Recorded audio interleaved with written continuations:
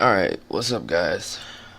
It's your boy, Zeus, coming in for Team Alpha. Alright, let's get into this profit build, because I remember you guys are asking me for one. So, I'm going to give you guys a really advanced profit build. It's not simple, and you probably shouldn't try this build unless you're of some reasonable skill level. And then from then on, I'll give you variations of a build that will probably work just as well and close to the same way. But let's get into this. First thing you want to do for this profit build is you gotta have a skin. You gotta have a skin. You gotta represent. You gotta let people know that you're not to be fucked with. Once you do that, you're set. That's it. That's the build. No, but seriously, first thing you want to do with this build is you want to have some type of piercing pistols. As you can see, I have multiple piercing pistols. I've been using these piercing pistols. The piercing pistol. Yeah, I'm fucking up my talk right now, but I've been using these piercing pistols for no apparent reason. It's not because of what they look like. It's not because of the stats. I've just been using these piercing pistols because the piercing pistols that I were using, which were the minus 5% weapon spread, plus ammo with the flame effect on them, they ran out. So I have to recharge that one day. So until I recharge that, these are just as good because it has minus spread and then it has minus 5% cooldown. So regardless of whichever one I choose, I'm going to benefit from it. Plus health, plus ammo. It's benefits regardless. The reason why I use piercing pistols and not like heavies or things like that is because when I go with this build is to chip people down. You know, this build is so that I can push sides, I can push in buildings, and I can push objectives and chip people down. This build gives me the most opportune, or these pistols give me the most opportune moments to chip people down because it gives me sight on where they are. Because it ticks over time. So the more ticking that it does, the more I know where they're trying to run to. I can get an idea of what they're trying to do, and then my teammates can also get that same idea, and it keeps them on the map longer than if I was to use heavy pistols or any other pistol. So it just gives my team line of sight. It gives me the knowledge of where they are, and it gives us an idea of what they're trying to do. That's why I use piercing pistols. Alright, when it comes down to my primary ability, you can use all three of these, but for this advanced build, I use Disabling Curse. Disabling Curse stops Tyrant in Rage. It shows Deceivers that are invis. It stops basically any ability that you can get. If you can cast this on someone before they cast an ability, it puts all their abilities on a 4 to 5 second cooldown. So then they have to wait until the ability's up or the cooldown's up before they can do anything. Tyrants, they lose Enrage whenever this is cast on them. And it just makes them 10 times more visible. Plus it does 200 damage. It has an area of 300. And it only has a cooldown of 20 seconds. And at 20 seconds, whenever I play, feels like it's only 15 seconds. Plus, you can stack cooldown. You can have a cooldown talent. and you can have -5%. Yeah, -5% cooldown, and you can stack cooldown, or you can get 10% on this ability, and you're fucking set. That's 25% cooldowns on a 20-second ability. That's like what? Like 4 seconds maybe? 4 or 3 to 4 seconds off of the 20 seconds. And it's a disable. It only lasts for 3 seconds, but it's still a disable that does a lot of damage, and it does AoE to multiple people. So if people stack Tyrant, just wait for them to charge in. At the end of their charge, use this bad boy, and they won't have enrage. It'll cancel their enrage completely, and then they're just auto attacking like normal people. But that's what I use primarily, or that's what I was using for ESL this weekend. Draining Curse also works pretty well. Draining Curse works better against like Deceiver stacks and Tyrant stacks, because you can just put this on your teammates and walk away, and this would do the damage for you. And if you ever get caught up in a 1v1 situation, you can cast this on yourself. It'll do damage, it'll heal you. You just stand in it while the whatever is attacking you is attacking you. You just stand in it. They'll be taking damage from this. It'll be healing you for the damage that they're taking, so that you can and you can basically just out damage any vampire with this perk in a 1v1 situation.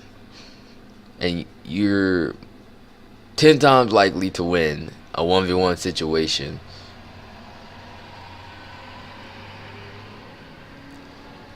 with this ability.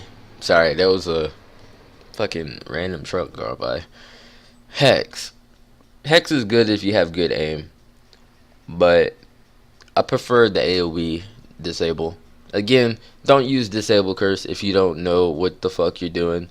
If you have no idea what you're doing, don't use disable curse, because you're just gonna ruin the game for somebody. So if you are new and you got bad aim or something like that, stick with Draining Curse. Draining Curse is probably the simplest one out of all of them.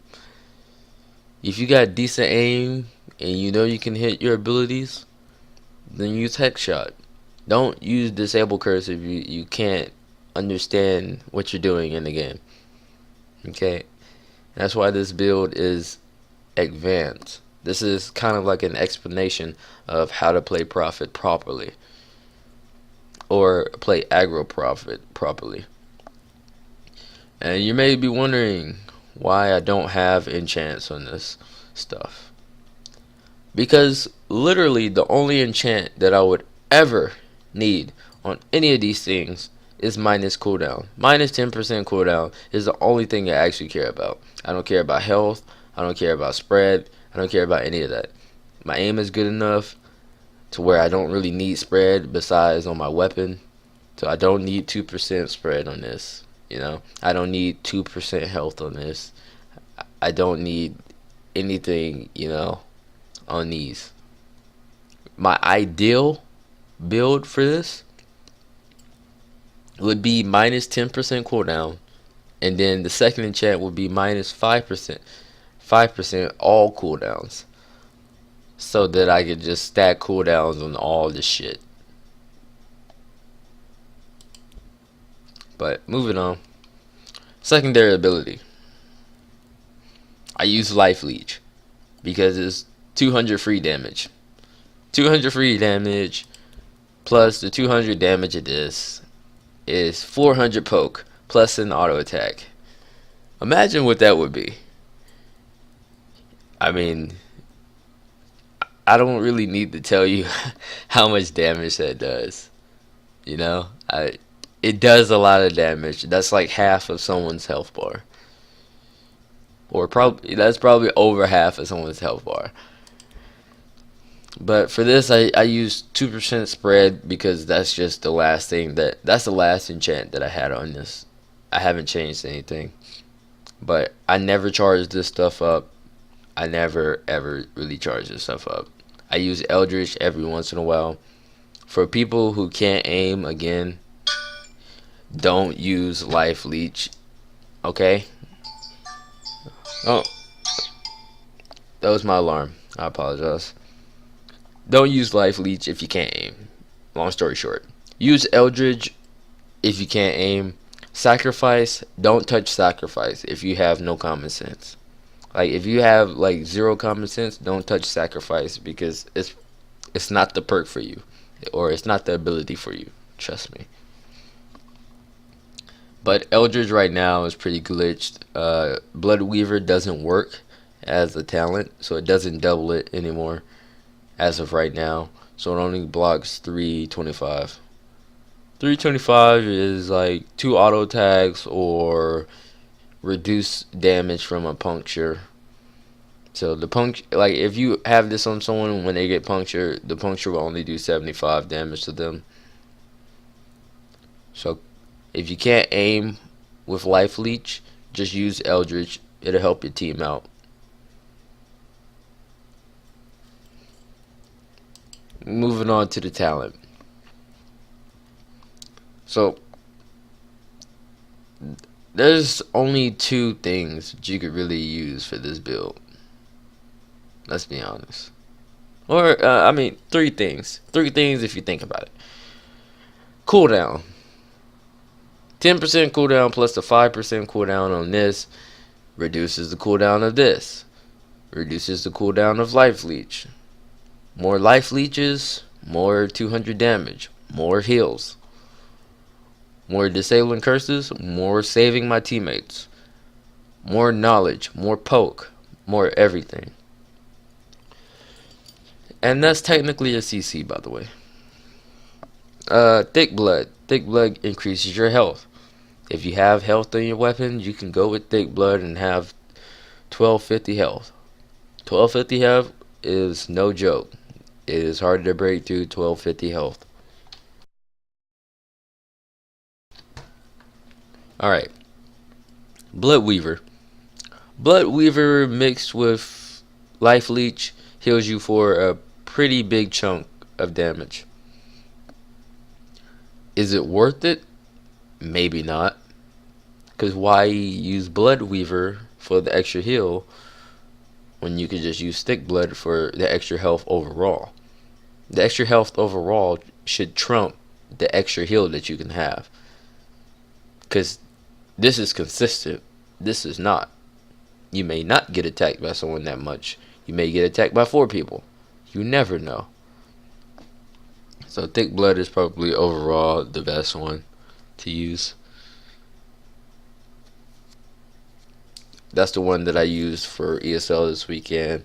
This build right here is the one that I have been using for ESL all weekend. Because this is just a good overall advanced build. There's only a few other people I know that use this build and use it properly anyway. But trying to think of if there's anything I'm forgetting. Oh, yeah. Draining Curse. Use Draining Curse. Do not use Disabling Curse if you have no idea what you're doing. I've seen way too many people this weekend try to use Disabling Curse because of me or someone else they see in the ESL use it. Just don't. It's not going to work out for you if you don't know what you're doing. You got to understand the mechanics of the game before you can start using stuff like that. But yeah, this is my profit build. This should be my ESL profit build. Put that as the title. So, any type of piercing pistols with minus 5% spread and another enchant on it. Like, any enchant works, but minus 5% spread and ammo would probably be the best one. Or health. Disabling Curse, if you do want to go with enchants on Disabling Curse or anything, try to get cooldowns first, right? Get your cooldowns first on it so that you can have minus 10% cooldown, and then try to get health, if anything, so that you can have a high health pool. Same for these. Same for this. Try to get cooldown. Try to get health. Again, this is my old life leech. I haven't charged it for that very reason. So, I mean, it's really up to you what you would like to do with this build. Like, there's many variations that you could do for this build. It's really how you play and what works well for you. That's the best. That's the best advice I can really give you. And you may be wondering why I never really do vampire guides and everything like that. And the reason why I don't do vampire guides that often, or I haven't started doing them yet, is because vampires are very straightforward. You do a 360 to see where your teammates are. You wait until everyone is absolutely ready. You engage. You win team fights. That's as simple as it gets. Humans, there's a little bit more to it because you have to be able to aim and like survive, and you know. But this build is basically a poking survivability build, so that you can basically outlast anybody in a 1v1 situation. 1v1, I state again, 1v1 situation. You can probably do better than anybody or solo someone in a 1v1 situation with this build. This build is normally used to be poking or just being annoying and keeping them from doing certain things. And keep in mind that when you use disabling curse, if you use it on yourself, it will put your other abilities on cooldown. So it'll put their abilities on cooldown, and it'll put your abilities on cooldown, and then anyone hit with it will be 10 times more visible than what they were previously before. But this was your boy Zeus from Team Alpha. Second place winners, baby. Be sure to check out my Twitch channel, and yeah, leave me a like, comments, you know, give me some feedback on how you guys feel about these guides. And always, always, always try to play safe when you play this game. The safer you play, the better you'll most likely do. But this your boy Zeus. I'm out.